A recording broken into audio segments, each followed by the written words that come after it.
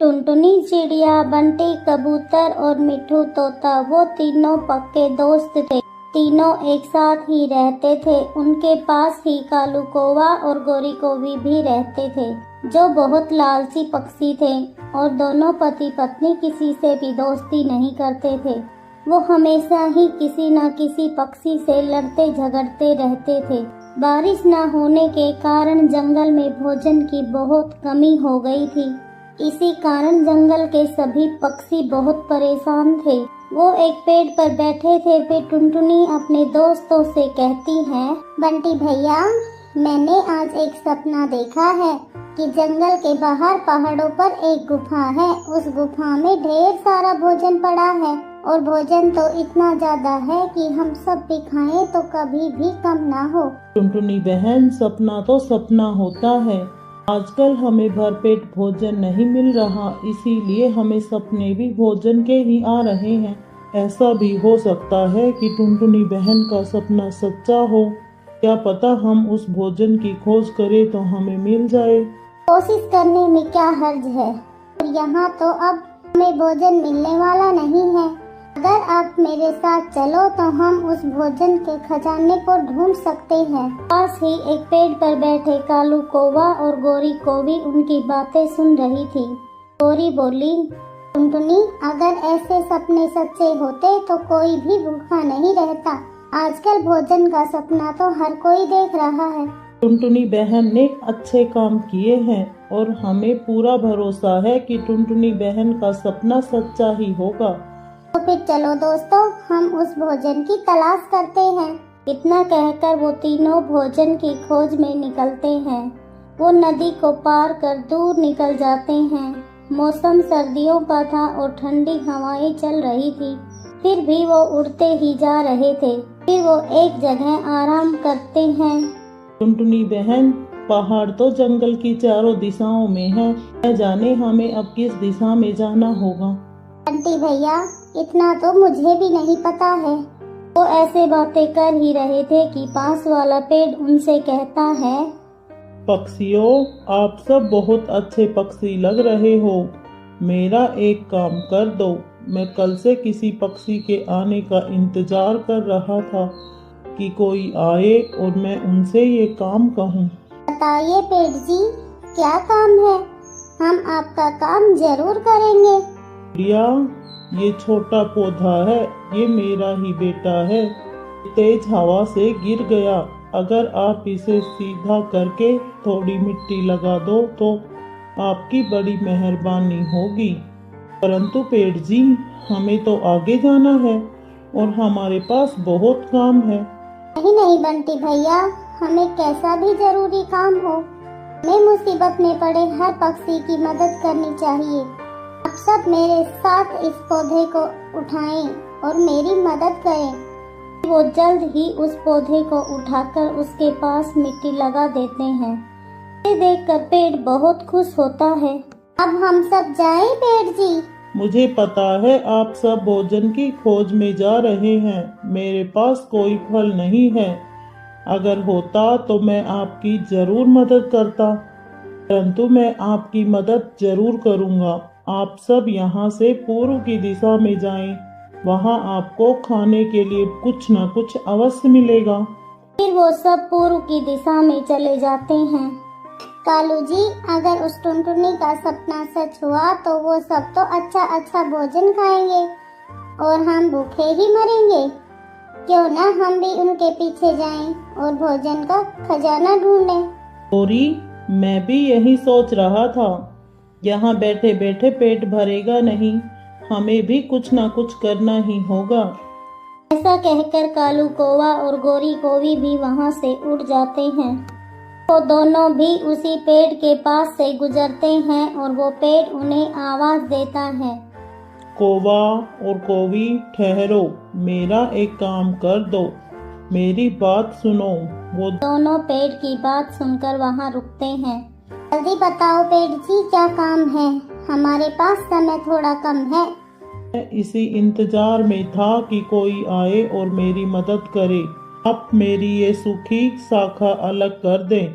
अगर इसे अलग नहीं किया तो ये मुझे भी बीमार कर देगी। बस ये कहने के लिए तुमने हमारा समय खराब किया है। हम तुम्हें पागल दिख रहे हैं क्या, जो फ्री में तुम्हारा काम करेंगे? तुम पर तो कोई फल भी नहीं है जो हमें काम के बदले में दे सकते हो, कमजोर पेड़। ऐसा कहकर वो वहाँ से चले जाते हैं। वो तीनों दोस्त भी अपने सफर पर जा रहे थे। वो नदी पर पानी पीने के लिए रुकते हैं। पता नहीं इतनी मेहनत के बाद हमें कुछ खाने को मिलेगा भी या नहीं, या फिर हमें ऐसे ही लौटना पड़ेगा। बंटी भैया, हमें हमेशा अच्छा सोचना चाहिए और अच्छाई की ही आशा करनी चाहिए, और भगवान भी हमेशा अच्छा ही करता है। वो उड़ने ही वाले थे कि झाड़ियों से किसी पक्षी की आवाज आती है। पक्षियों, मेरी मदद करो, मैं कब से झाड़ियों में फंसी हुई हूँ। कोई मेरी मदद नहीं कर रहा, किसी के पास समय नहीं मुझे यहाँ से बाहर निकालने का। प्लीज आप मुझे बाहर निकालो। इतना सुनकर मिट्ठू तोता कहता है, अगर हम इस पक्षी की मदद करने लगे तो हमें देर हो जाएगी।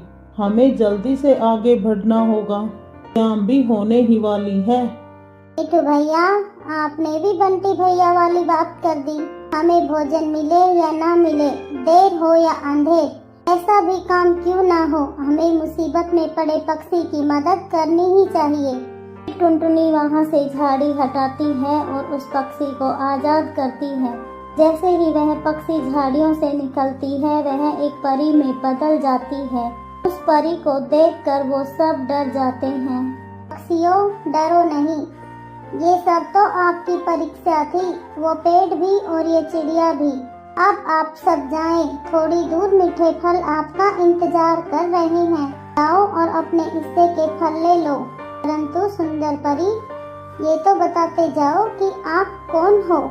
मैं मदद करने वाली परी हूँ, और जो पक्षी नेक होता है और दूसरों की मदद करता है, मैं उसकी मदद करती हूँ। अब आप जाइए। फिर वो परी वहाँ से गायब हो जाती है। फिर वो पक्षी भी थोड़ा आगे जाते हैं। थोड़ा आगे उन्हें एक गुफा नजर आती है। तीनों उस गुफा में चले जाते हैं। गुफा में इतने सारे फल और भोजन था कि ये सब देखकर हैरान हो जाते हैं। वो बहुत भूखे थे। वो सब देखकर वो बहुत खुश होते हैं और फिर वो फल खाने लगते हैं। बचाओ, बचाओ, मुझे बचाओ, कोई तो मुझे बचाओ। कौवा और कोवी, मेरी मदद करो, मुझे पानी से बाहर निकालो। छोटी तितली, क्यों इतने गहरे पानी में छलांग लगाती हो? अगर तैरना ही नहीं आता तो? मैं गिर गई थी और मेरे पंख गीले हो गए, अब मुझसे उड़ा नहीं जा रहा। तो फिर अच्छे से नहा लो, हमारे पास समय नहीं है। इतना कहकर कौवा और कोवी वहाँ से उड़ जाते हैं। ऐसे पक्षी भूखे ही रहेंगे, इन्हें खाने को कुछ नहीं मिलेगा।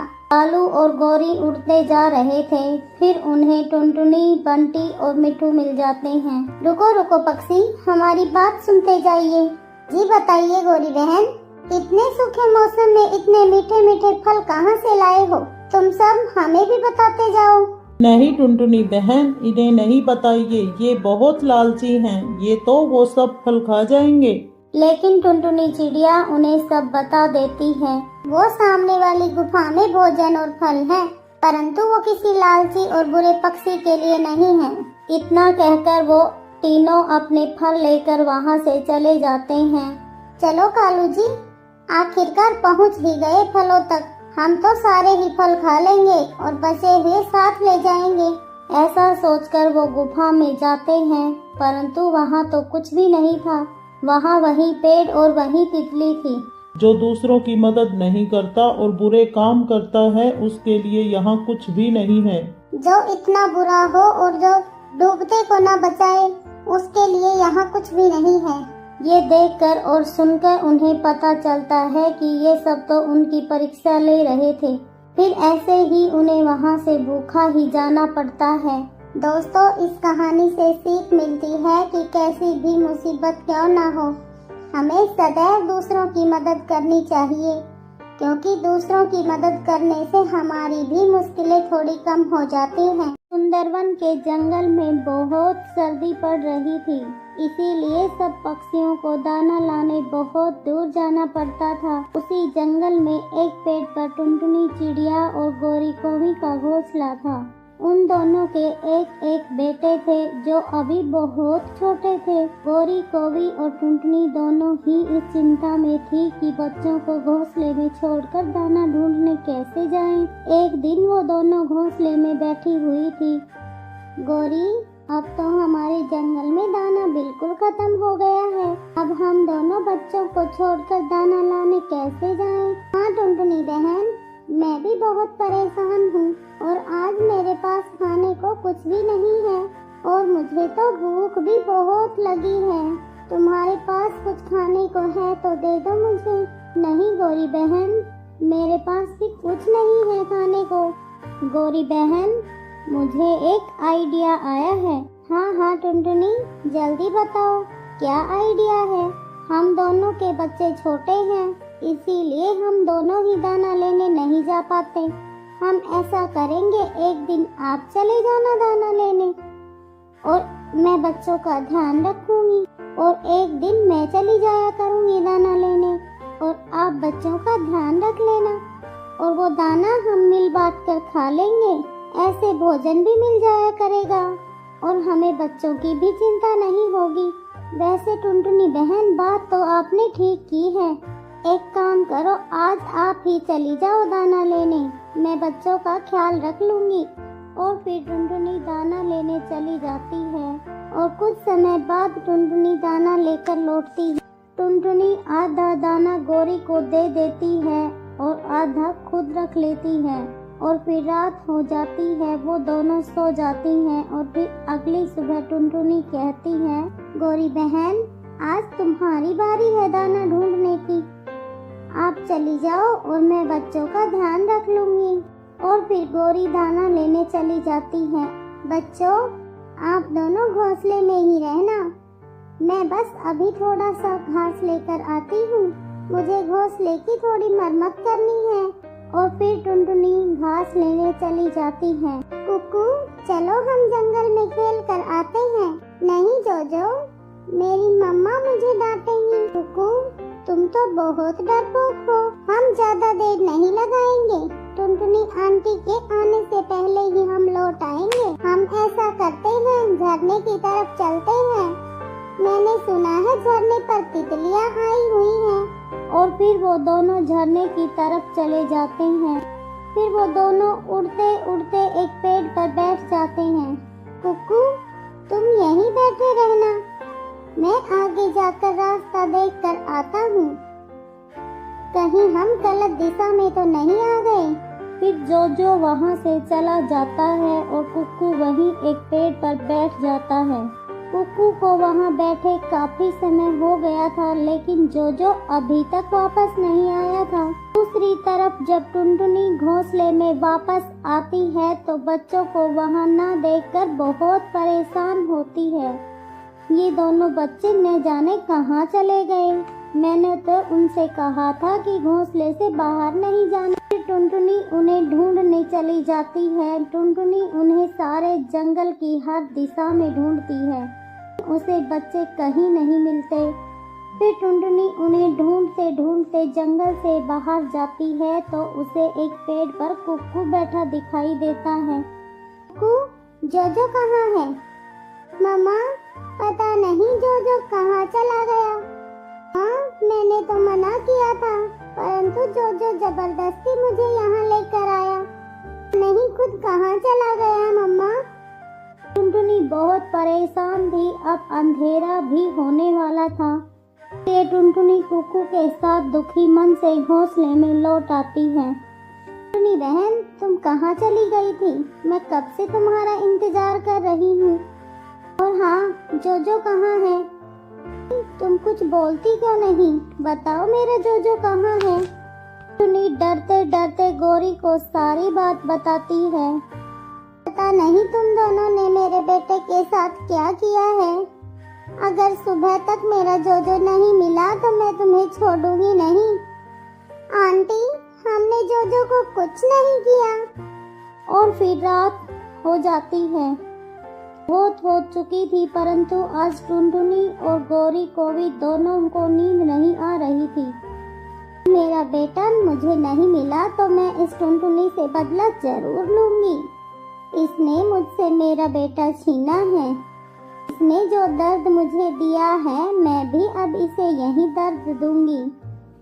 फिर सुबह होते ही टुनटुनी जोजो को ढूंढने चली जाती है। टुनटुनी के जाते ही गौरी कुक्कू को घोंसले से गिरा देती है। घोंसले से नीचे गिरते ही कुक्कू का सर एक पत्थर पर जा लगता है और उसकी मौत हो जाती है। दूसरी तरफ टुनटुनी जोजो को पूरे जंगल में ढूंढती है, लेकिन जोजो उसे कहीं नहीं मिलता। फिर वो निराश होकर घोंसले में लौट आती है। टुनटुनी जब अपने घोंसले में आई तो उसने देखा कि कुक्कू तो मरा पड़ा था। गौरी अपने घोंसले में बैठी हुई थी। गौरी बहन, आपने ये क्या कर दिया? गौरी बहन, मैंने जोजो को नहीं मारा, वो तो कहीं खो गया था, लेकिन तुमने तो मेरे बेटे को ही मार डाला। गौरी बहन, तुम्हें ये उम्मीद तो रहेगी कि क्या पता कभी तुम्हें तुम्हारा जोजो मिल जाए, लेकिन तुमने तो मेरे जीने का सहारा ही छीन लिया। गौरी बहन, अब मैं यहाँ और नहीं रह सकती। मैं ये जंगल छोड़कर जा रही हूँ, लेकिन मैं ये प्रार्थना जरूर करूँगी कि तुम्हें तुम्हारा बेटा मिल जाए और तुम्हें ये एहसास हो कि तुमने मेरे साथ कितना गलत किया है। टुनटुनी रोते हुए वहाँ से चली जाती है। टुनटुनी को रोता हुआ देखकर गौरी बहुत खुश होती है। टुनटुनी दूसरे जंगल में चली जाती है। रात होने ही वाली थी। फिर टुनटुनी एक पेड़ पर बैठकर रोने लगती है। टुनटुनी को जो दुख आज मिला था वो उसके जीवन का सबसे बड़ा दुख था, या फिर ऐसे कहें कि एक माँ के जीवन का सबसे बड़ा दुख। वो अपने बेटे को याद करके ऐसे ही रोए जा रही थी। टुनटुनी चिड़िया की सिसकियाँ उस सुनसान रात में पूरे जंगल में गूंज रही थी। फिर टुनटुनी को सामने वाले पेड़ के पीछे किसी पक्षी की आहट सुनाई देती है। टुनटुनी फौरन वहां जाती है। उसने देखा कि वहां तो जोजो छुपा बैठा था। जोजो, तुम यहाँ कैसे आए बेटा? आंटी, उस दिन आपके जाने के बाद कुक्कू के साथ घूमने निकला था। मैं कुक्कू को एक पेड़ पर बैठाकर जंगल की सैर करने लगा और फिर उड़ते उड़ते यहाँ आ गया। इस जंगल में मेरे पीछे एक चील पड़ गई आंटी, तो मैं छुपकर यहाँ बैठ गया। जोजो, क्या आपको पता है हमने आपको कहाँ कहाँ ढूंढा और हम कितने परेशान हुए? फिर टुनटुनी जोजो को गौरी के पास लेकर आती है। मेरे बच्चे, तुम कहाँ चले गए थे? और फिर जोजो गौरी को सारी बात बताता है। गौरी टुनटुनी से नजरें नहीं मिला पा रही थी। टुनटुनी आंटी, कुक्कू कहाँ है?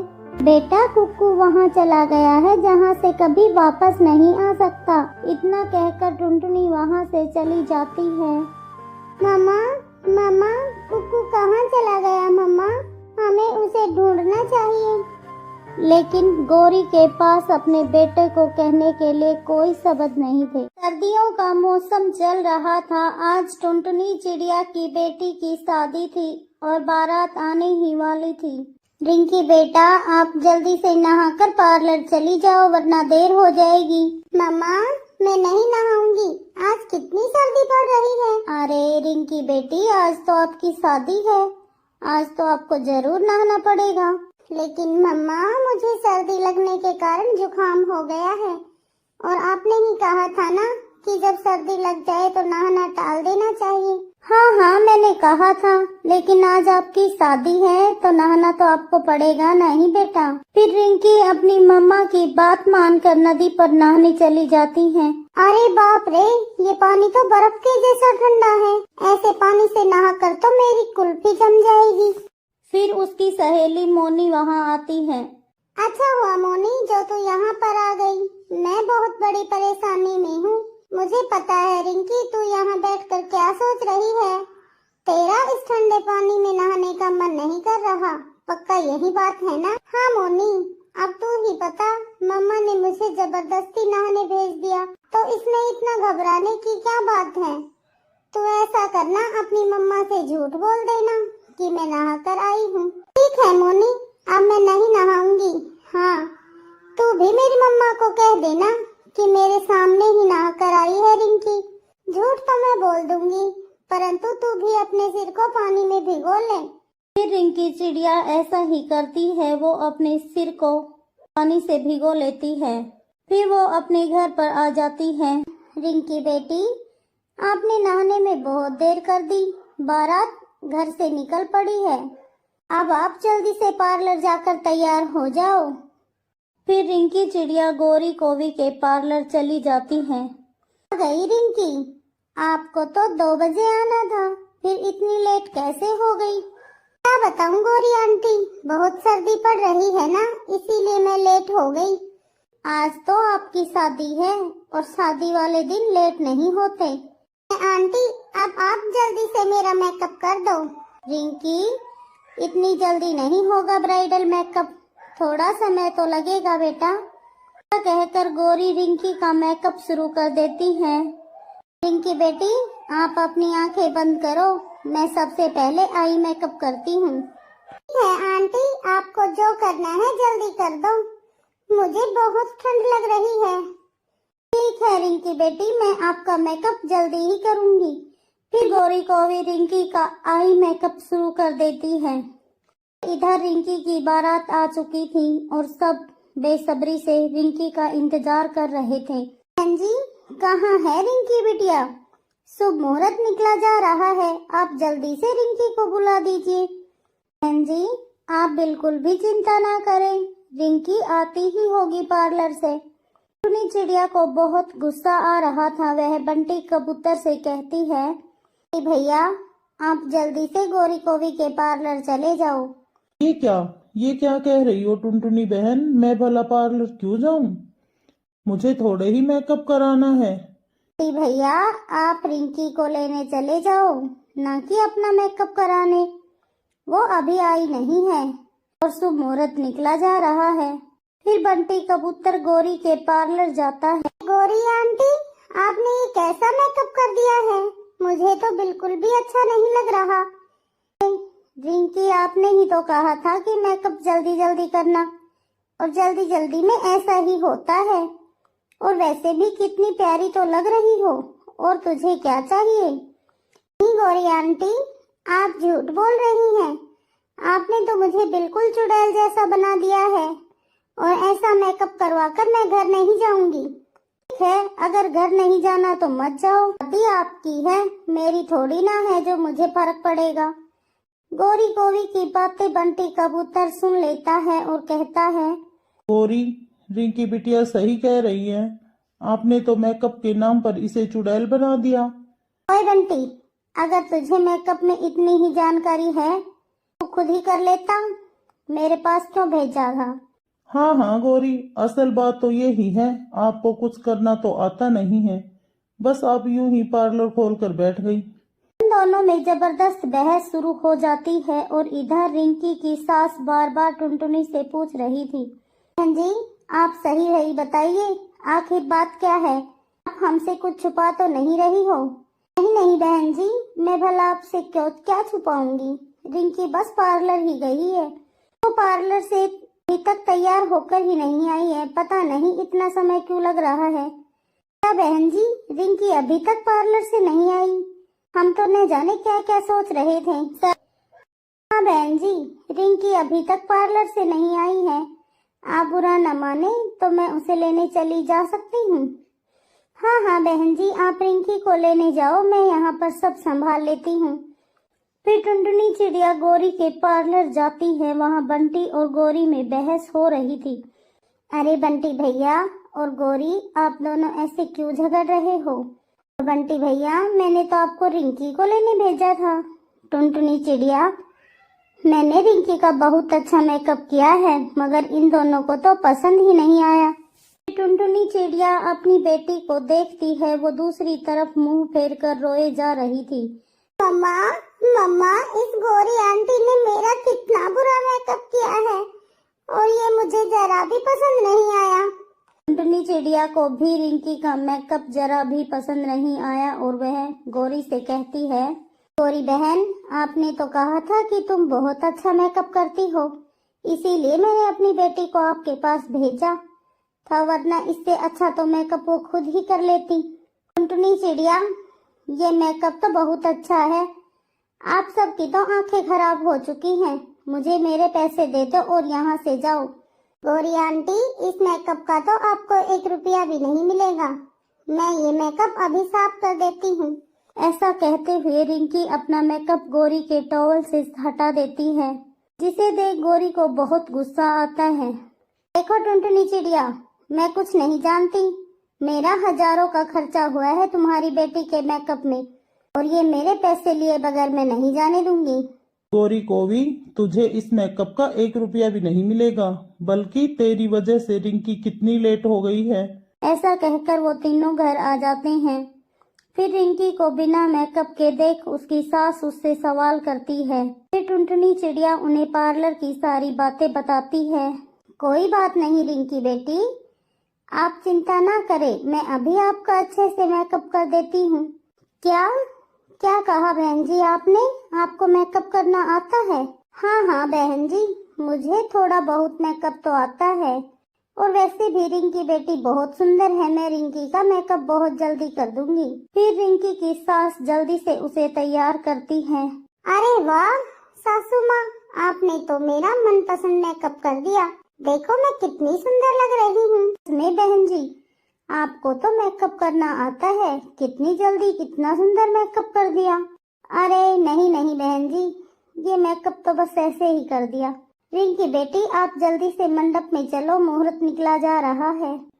फिर रिंकी की शादी धूमधाम से हो जाती है।